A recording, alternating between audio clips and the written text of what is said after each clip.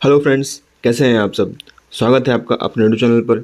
मैं विकास सिंह आप सभी के लिए लेकर आया हूं mock test series CCTC LDC और डीपीक्यू कोटा के लिए बिल्कुल परीक्षा में आने वाले संभावित प्रश्न है फ्रेंड्स। रोजाना आपको एक सेट मिलेंगे और ये है हमारा सेट नंबर 13वां। इसमें आपको 20 सवाल मिलेंगे और इससे आप अपने आप को जान पाएंगे कि आप कितने पानी में हैं। चलिए बिना विलंब किए हम लोग सवाल की ओर चलते हैं। तो फ्रेंड्स, सवाल शुरू करने से पहले आप लोग एक कॉपी ले लें और एक पेन ले लें। उसके बाद इस सेट को अटेम्प्ट करें। नंबरिंग कर दें वहाँ पे 1 से लेकर 20 तक, क्योंकि 20 क्वेश्चन आपको मिलेंगे। अब बगल में उसका आंसर ऐसे करके मार्क करते जाएं कि 1 का ए, 2 का बी, जैसे जैसे जैसे प्रश्न आते जाएंगे वैसे वैसे आप उसका उत्तर मार्क करते जाएँ आप, तो आपको ज़्यादा बेनिफिट मिलेगा फ्रेंड्स। ठीक है, तो चलिए सवाल को देखते हैं हम लोग। रेल मदद क्या है? शिकायत दर्ज करने के लिए टोल फ्री नंबर है, रेलवे कार्मिक शिकायत निवारण पोर्टल है, यात्रियों को सहायता प्रदान करने के लिए मोबाइल ऐप है, या इनमें से कोई नहीं। 5 सेकंड मिलेंगे आपको।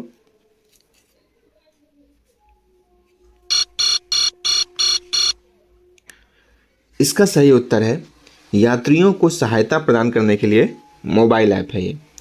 ठीक है, रेल मदद जो है इसकी शुरुआत कब से हुई है? तो 2018 से हुई है। कब से हुई है? 2018 से इसकी शुरुआत हुई है। अच्छा, रेल मदद के लिए आप टोल फ्री नंबर भी एक है जिसमें आप शिकायत दर्ज करा सकते हैं, जिसका नंबर क्या है? 139। 139 जो है वो रेल मदद का टोल फ्री नंबर है। चलिए अगला सवाल देखते हैं। भारत में आखिरी बार रेल बजट अलग कब पेश किया गया था? 1991, 2004, 2014, 2016। 5 सेकंड मिलेंगे आपको।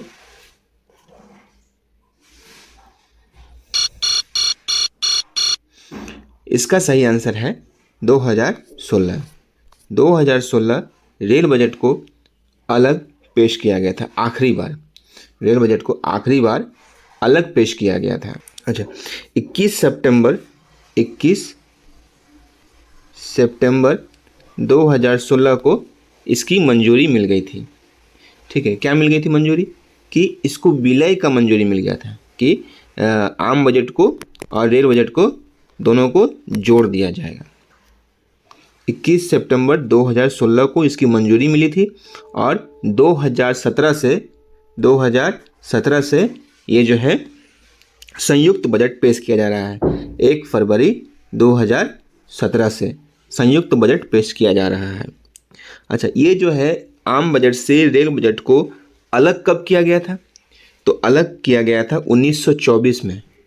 ऐसे आपको आता है 1924-25 आएगा ऑप्शन आपका, क्योंकि फाइनेंशियल ईयर आता है ना। तो कितना आएगा? तो 1924-25, 24-25। अच्छा, किस समिति के द्वारा किया गया था इसको? तो एक वर्थ समिति। कौन सा समिति था? एक वर्थ समिति। एक वर्थ समिति। ठीक है, एक वर्थ समिति के द्वारा इसको अलग किया गया था। तो क्या क्या हम लोग सीखे इसमें? कि आखिरी बार रेल बजट को अलग पेश किया गया था 2016 में। ठीक है, 21 सितंबर 2016 को इसका विलय का मंजूरी मिला। आम बजट को रेल बजट से कब जोड़ दिया गया? तो 1 फरवरी 2017 को पहली बार जोड़कर पेश किया गया। इसको अलग कब किया गया था? तो 1924-25 में आम रेल बजट को आम बजट से अलग किया गया था, एक वर्थ समिति के द्वारा। चलिए अगला सवाल देखते हैं। ब्रेक यात्राओं की अधिकतम संख्या की अनुमति एक सर्कुलर यात्रा टिकट पर कितनी है? 2, 4, 8 या 10। 5 सेकंड मिलेंगे आपको।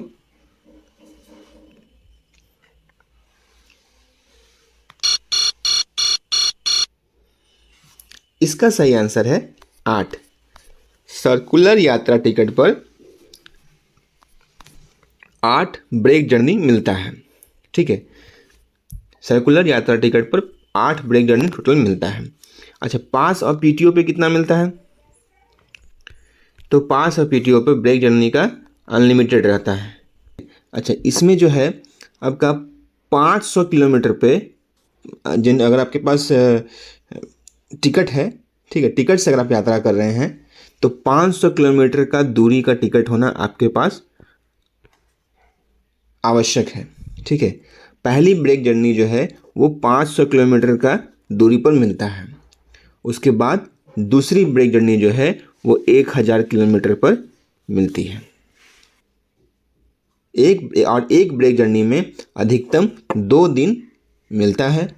इसमें ब्रेक जर्नी करने का दिन व पुनः यात्रा करने का दिन शामिल नहीं होता है। ठीक है, जिस दिन आप अराइवल किए उस दिन अलग और जिस दिन आप डिपार्चर करेंगे उस दिन अलग।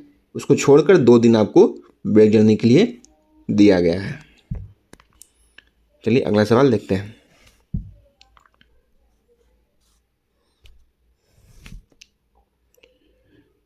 एमएस धोनी दक्षिण पूर्व रेलवे के किस मंडल में कार्यरत थे?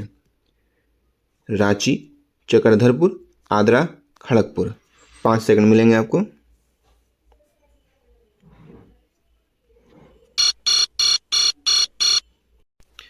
तो ये एमएस धोनी जो है वो खड़गपुर डिवीजन में कार्यरत थे।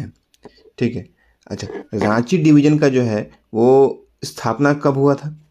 तो रांची डिवीजन का स्थापना हुआ था 1 अप्रैल 2003 को। ठीक है, चक्रधरपुर डिवीजन का स्थापना कब हुआ था? तो 14 अप्रैल 1952 को। कब हुआ था? 1952 को हुआ था इसका स्थापना। आद्रा का कब हुआ था? तो ये हुआ था 14 अप्रैल 1961 को हुआ था। अच्छा, खड़गपुर और चक्रधरपुर का दोनों का क्या है?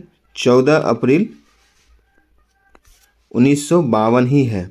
ठीक है, याद रखिएगा। चक्रधरपुर और खड़गपुर दोनों का स्थापना कब हुआ था? तो 14 अप्रैल 1952 को ही हुआ था। 5 नंबर, आरक्षित टिकट पर निम्नलिखित में से किसके माध्यम से बुक किए जाते हैं?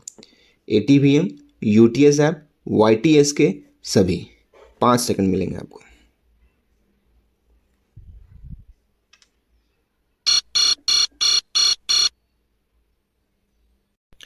तो इसका सही आंसर है YTSK। YTSK का फुल फॉर्म क्या होता है? यात्री टिकट सुविधा केंद्र। क्या होता है? यात्री टिकट सुविधा केंद्र। YTSK का फुल फॉर्म होता है। अच्छा, ATVM का फुल फॉर्म क्या होता है? तो ATVM का फुल फॉर्म होता है ऑटोमेटिक टिकट वेंडिंग मशीन। क्या होता है? Automatic ticket vending machine. Automatic ticket vending machine. ठीक है, UTS का फुल फॉर्म क्या होता है? Unreserved ticketing system. क्या होता है? अनरिजर्व्ड टिकटिंग सिस्टम होता है। चलिए अगला सवाल देखते हैं। अच्छा, एक और होता है STBA। STBA क्या होता है? STBA का फुल फॉर्म क्या होता है? Station ticket booking agent. क्या होता है? Station ticket booking agent. ये योजना जो है NSG 5 और NSG 6 स्टेशनों पर चलाई जा रही थी पहले। अब उसको NSG 3 और NSG 4 पर भी लागू कर दिया गया है। ठीक है, पहले NSG 5 और NSG 6 पर था। NSG 5 और NSG 6 स्टेशनों पर था। अब इसको जो है STBA को वो NSG 3 और NSG 4 में भी लागू कर दिया गया है। NSG 3 और NSG 4 में भी इसको लागू कर दिया गया है। ठीक है, चलिए अगला सवाल देखते हैं। भारत में पहली राजधानी ट्रेन नई दिल्ली और किस स्टेशन के बीच चलाई गई थी? Chhatrapati Shivaji Maharaj terminal, Lokmanya Tilak terminal, Howrah railway station या सियालदह रेलवे स्टेशन। 5 सेकंड मिलेंगे आपको।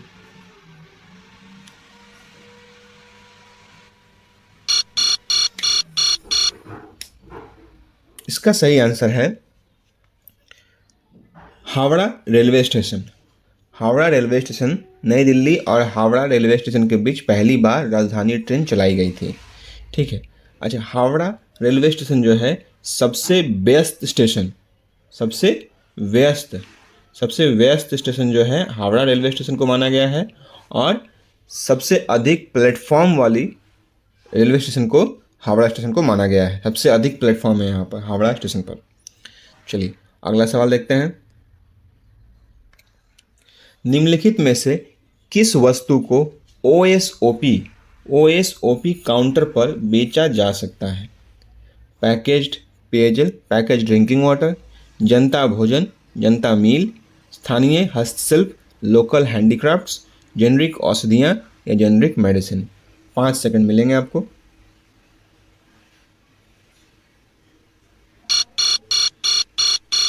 इसका सही आंसर है स्थानीय हस्तशिल्प, लोकल हैंडीक्राफ्ट्स। अच्छा, ये ओएसओपी क्या है? तो ओएसओपी का फुल फॉर्म होता है one station one product, one station one product. ठीक है, वहाँ का लोकल चीज़ को जो है वो बढ़ावा देने के लिए ये ओएसओपी का व्यवस्था किया गया है।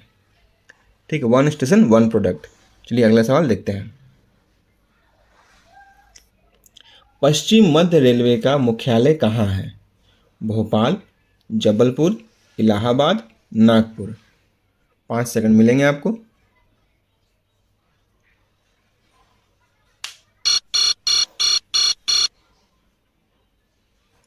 इसका सही आंसर है इलाहाबाद, सॉरी जबलपुर। पश्चिम मध्य रेलवे का मुख्यालय जो है वो कहाँ है? जबलपुर है। ठीक है, क्या है? जबलपुर है।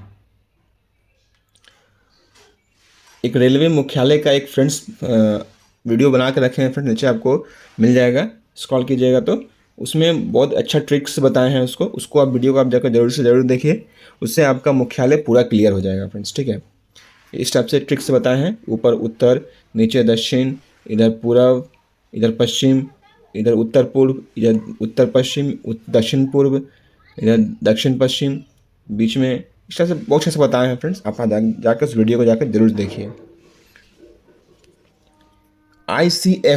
आईसीएफ कहाँ स्थित है? सेलेम, पैरम्बूर, कपूरथला या मधेपुरा। 5 सेकंड मिलेंगे आपको।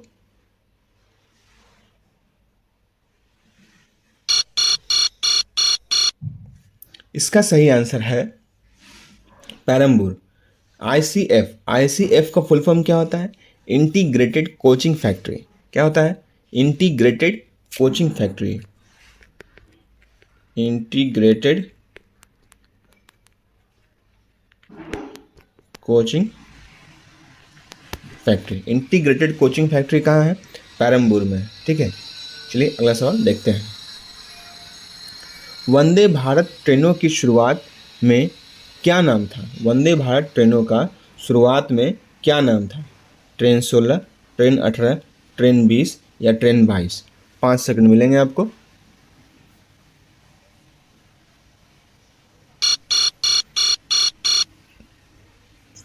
इसका सही आंसर है ट्रेन 18। वंदे भारत ट्रेनों को शुरुआत में ट्रेन 18 के नाम से जाना गया है। अच्छा, ये पहली वंदे भारत ट्रेन जो है वो, इसका शुरुआत कब हुआ था? तो इसका शुरुआत हुआ था 15 फरवरी 2019 से। कब से हुआ था? 15 फरवरी 2019 से। ये जो है पहली बार वाराणसी से नई दिल्ली चलाई गई थी। कहाँ से कहाँ चलाई गई थी? तो वाराणसी टू न्यू दिल्ली चलाई गई थी ये। ठीक है, वाराणसी से नई दिल्ली। अच्छा, एक इसका तो वंदे भारत ट्रेन का जो पुराना नाम है, शुरुआत में जो नाम है वो ट्रेन 18 था। एक वंदे भारत स्लीपर ट्रेन का भी शुरुआत किया गया है। उसका एक और नाम क्या है? तो उसका एक और नाम है ट्रेन 20। क्या नाम है? ट्रेन 20। ये जो है पटना से लेकर नई दिल्ली, इसका ट्रेन रूट है, आपका चलाई गई थी। चलिए अगला सवाल देखते हैं। रेलवे बोर्ड में एसएनटी विभाग का प्रमुख कौन होता है? एमओबीडी, एमआई, एमटी या MS? 5 सेकंड मिलेंगे आपको।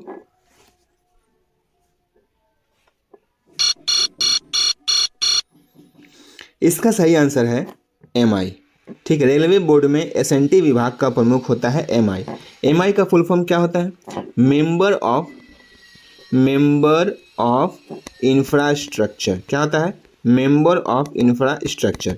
ठीक है, मेंबर ऑफ इंफ्रास्ट्रक्चर में SNT विभाग को रखा गया है। ठीक है, इंफ्रास्ट्रक्चर में ही आपका SNT विभाग को भी रख दिया गया है। ठीक है, चलिए हम लोग चलकर वो चार्ट देखते हैं जो रेलवे बोर्ड लेवल का है। तो ये है फ्रेंड्स वो चार्ट आपका मेंबर ऑफ रेलवे बोर्ड्स का। ठीक है, मेंबर ऑफ रेलवे बोर्ड्स का है। चेयरमैन रेलवे बोर्ड होता है, चीफ एग्जीक्यूटिव CO कौन है अभी? सतीश कुमार है। ठीक है, उसके बाद मेंबर ऑफ इंफ्रास्ट्रक्चर MI जिसको बोला जा रहा है अभी, सेंट्रल डिपार्टमेंट इसी में डाला गया है। कौन है अभी? नवीन गुलाटी। कौन है? नवीन गुलाटी। अच्छा, MOBD जो है member operations and business development, कौन है? हितेंद्र मल्होत्रा है। कौन है? हितेंद्र मल्होत्रा। MOBD जो होता है वो ऑपरेटिंग और कमर्शियल दोनों का कंबाइन करके इसमें रखा गया है। वो ये देखते हैं हितेंद्र मल्होत्रा। MOBD कमर्शियल और ऑपरेटिंग दोनों देखता है। Member of traction and rolling stock कौन है? ब्रजमोहन अग्रवाल। कौन है? Brajmohan Agarwal. Member traction and rolling stock. Traction क्या होता है? ट्रैक्शन जो OHE तार होता है ऊपर का जिसे ट्रेन चलती है वो देखता है, ट्रैक्शन होता है वो। रोलिंग स्टॉक क्या होता है? CNW। क्या होता है? CNW को भी इसमें रखा गया है। ठीक है, उसके कौन देखते हैं अभी? कौन है अभी? तो Brajmohan Agarwal. Member of finance कौन है? तो आपका कौन है? मिस उषा वेणुगोपाल। कौन है? मिस उषा वेणुगोपाल। ठीक है, और नीचे चल के देखते हैं हम लोग। यहाँ पर DG RPF है, मिस सोनाली मिश्रा IPS है, ये DG HR है राजगोपाल, सेफ्टी का है हरिशंकर वर्मा। ये सब तो बहुत हाई लेवल का हो गया फ्रेंड्स, ये सब नहीं पूछता है। ठीक है, ये सब आपका नहीं पूछेगा, ये सब बहुत हाई लेवल का हो गया, ये सब नहीं पूछेगा फ्रेंड्स। ठीक है, अच्छा RDSO का मुख्यालय कहाँ है? तो RDSO का मुख्यालय है लखनऊ में। ठीक है, चलिए अगला सवाल देखते हैं। वाणिज्य विभाग कमर्शियल डिपार्टमेंट में नीलामी ऑक्शन के लिए किस पोर्टल का उपयोग किया जाता है?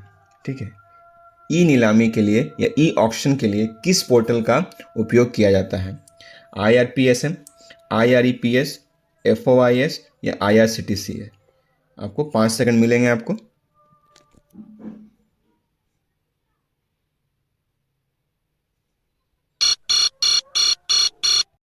इसका सही आंसर है IREPS। IREPS के पोर्टल पर ये जो है आपका ऑक्शन जो है उपयोग किया जाता है। अच्छा, IREPS का फुल फॉर्म क्या होता है? IREPS का फुल फॉर्म होता है इंडियन रेलवे। क्या होता है? Indian railway electronic. क्या होता है?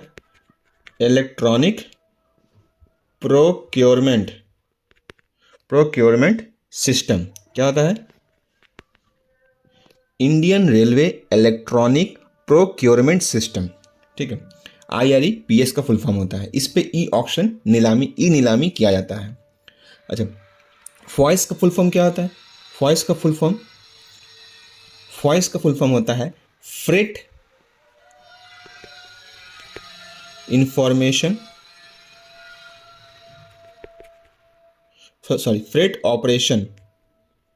ऑपरेशन इंफॉर्मेशन सिस्टम होता है।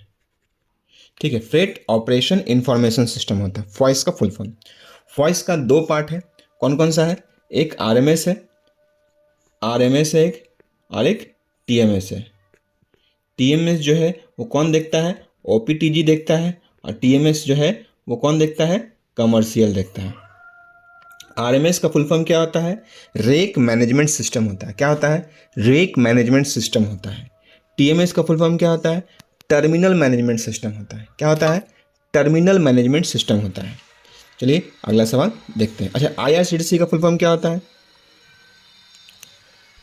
IRCTC का फुल फॉर्म क्या होता है?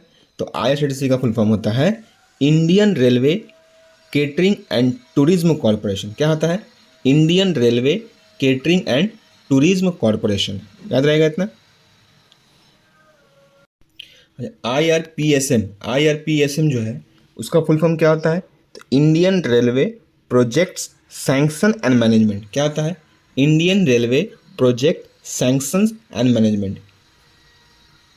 Indian railway project sanctions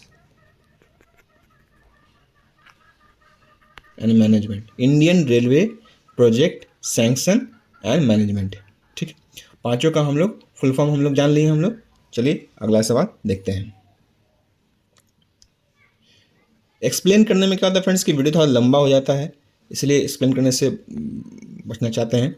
railway में वेब्रिज के रख रखाव का काम किसको सौंपा गया है? Commercial department, mechanical department, both A and B, या प्राइवेट पार्टी को। 5 सेकंड मिलेंगे आपको।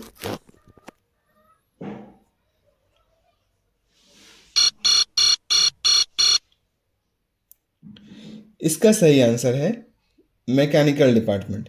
रेलवे वे ब्रिज के रख रखाव को मैकेनिकल डिपार्टमेंट को सौंपा गया है। अच्छा, ये जो है वे ब्रिज जो है अगर BCN है तो 5%, महीना में 5% वैगनों को वजन करना अनिवार्य है। और अगर खुला पैकेट है, मतलब जैसे कि अगर बालू है या फिर आयरन ओर है या कोयला है, तो वैसे गाड़ियों को 100% आपका प्रति दिन, मतलब हर गाड़ी का वजन करना अनिवार्य है। ठीक है, चलिए अगला सवाल देखते हैं। पहली गरीब रथ एक्सप्रेस ट्रेन किन स्टेशनों के बीच चलाई गई थी? पहली गरीब रथ ट्रेन जो है किन स्टेशनों के बीच चलाई गई थी? लखनऊ अमृतसर, अमृतसर और आबू रोड, सहरसा और लखनऊ, और अमृतसर और सहरसा। 5 सेकंड मिलेंगे आपको।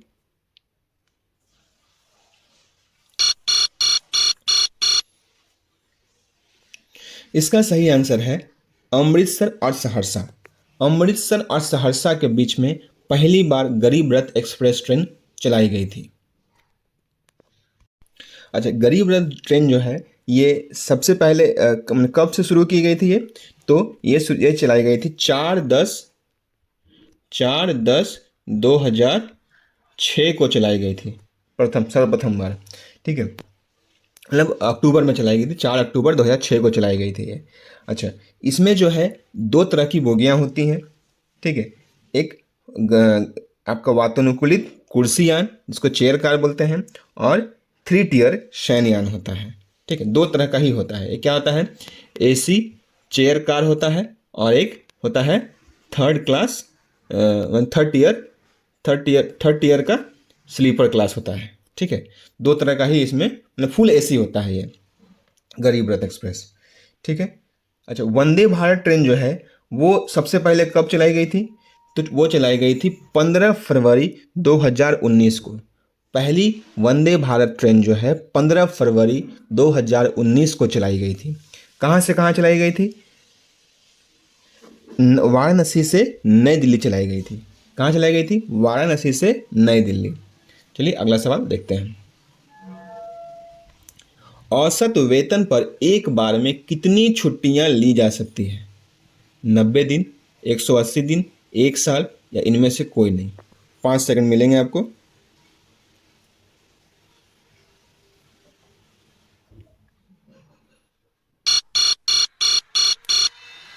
इसका सही आंसर है 180 दिन। कितना है? 180 दिन है।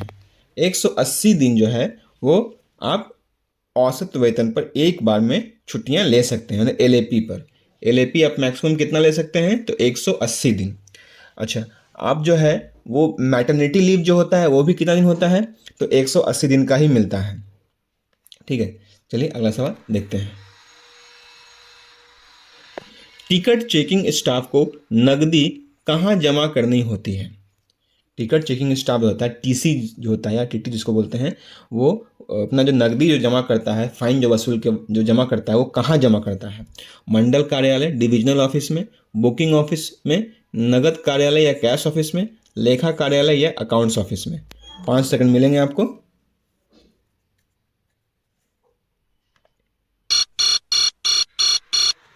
इसका सही उत्तर है बुकिंग ऑफिस में। कहाँ जमा करता है ये लोग? बुकिंग ऑफिस में जमा करते हैं। ठीक है, टिकट चेकिंग स्टाफ जो है नकदी बुकिंग ऑफिस में जमा करते हैं, वहाँ से फिर डिविजनल ऑफिस जाता है। चलिए अगला सवाल देखते हैं। इसमें अपील मामलों पर विचार करने के लिए सामान्य समय सीमा क्या है? 15 दिन, 30 दिन, 45 दिन या 60 दिन? 5 सेकंड मिलेंगे आपको।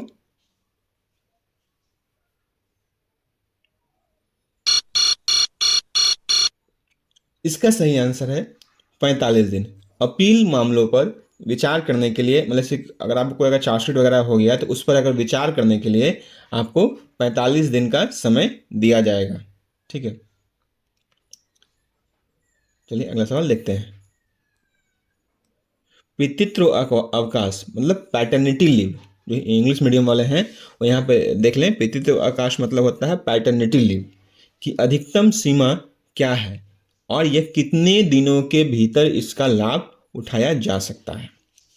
15 दिन, मतलब समय उसका कितना मिलता है? 15 दिनों के लिए मिलता है और 3 महीना तक आप ले सकते हैं, या 30 दिनों के लिए मिलता है या 3 महीने के अंदर आप ले सकते हैं, 15 दिनों के लिए मिलता है या 6 महीना के अंदर आप ले सकते हैं, 10 दिन के लिए मिलता है, 6 महीना के अंदर आप ले सकते हैं। 5 सेकंड मिलेंगे आपको।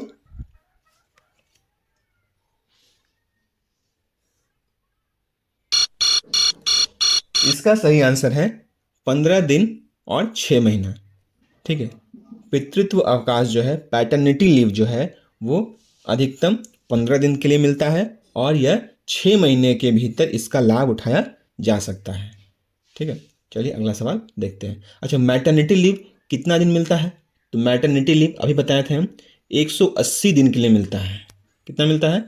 180 दिन के लिए मिलता है। चलिए अगला सवाल देखते हैं। रेलवे में किस श्रेणी में सीधी भर्ती नहीं की जाती है? Group A, group B, group C या ग्रुप डी? 5 सेकंड मिलेंगे आपको।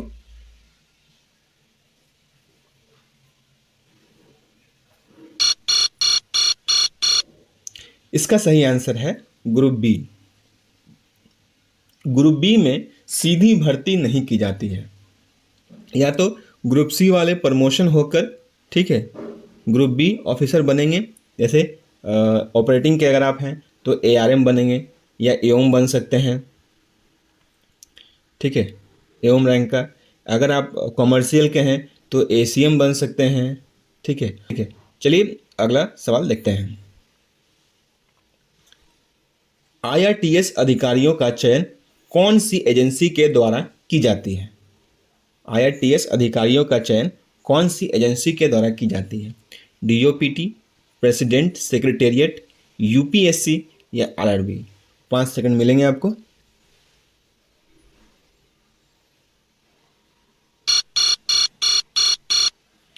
इसका सही आंसर है यूपीएससी।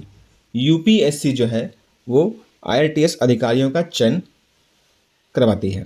ठीक है, यूपीएससी का फुल फॉर्म क्या होता है? Union public service commission. क्या होता है? यूनियन पब्लिक सर्विस कमीशन होता है। यूनियन पब्लिक सर्विस कमीशन होता है। अच्छा, यूपीएससी जो है, यूपीएससी का शुरुआत कब से किया गया? तो 1926 से इसका शुरुआत किया गया है। कब शुरुआत किया गया है? 1926 से शुरुआत किया गया है। अच्छा, यूपीएससी जो है वो संविधान के किस अनुच्छेद में आती है? तो ये आती है अनुच्छेद 315 से लेकर 322 तक। ठीक है, ये आती है, लेकिन हम लोग 315 को ही आंसर मारते हैं हम लोग। ठीक है, ये 315 से 322 है, लेकिन 315 को ही हम लोग आंसर मारते हैं। कोई अगर पूछेगा आपसे कि यूपीएससी का गठन का किस अनुच्छेद में रखा गया है, तो अनुच्छेद 315 में रखा गया है। ठीक है, चलिए, तो ये थे हमारे टोटल 20 सवाल। तो ये 20 सवाल आपको कैसे लगे फ्रेंड्स, ये मुझे कमेंट करके बताएं। आप लोगों ने कितना इसमें मार्क्स लाया है वो भी कमेंट करें। वीडियो अगर अच्छा लगे फ्रेंड्स तो वीडियो को लाइक ज़रूर करें, लाइक करना ना भूलें आप। चैनल पर अगर आप नए हैं चैनल सब्सक्राइब करें। मिलते हैं अपने अगले वीडियो में, तब तक के लिए जय हिंद जय भारत।